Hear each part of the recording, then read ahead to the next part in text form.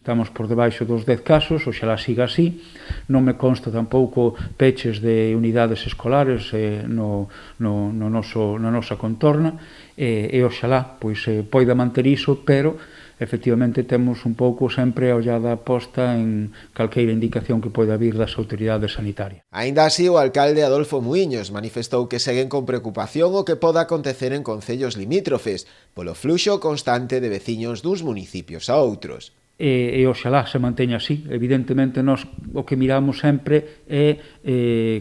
temos o ollo posto en lugares tamén da comarca, da súa evolución, porque sabemos que o que acontece nunha fábrica, nun comercio ou nun determinado concello limítrofe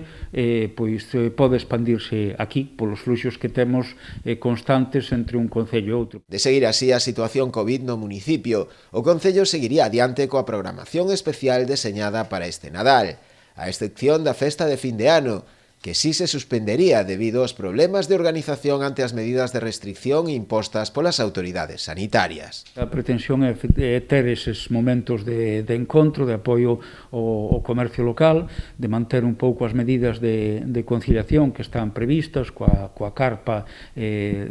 para actividades e varios espectáculos que están previstos para desenvolver no Nadal, pero sempre pois un pouco coa ollada posta no que poida vir e coa precaución e a prevención do que poida acontecer.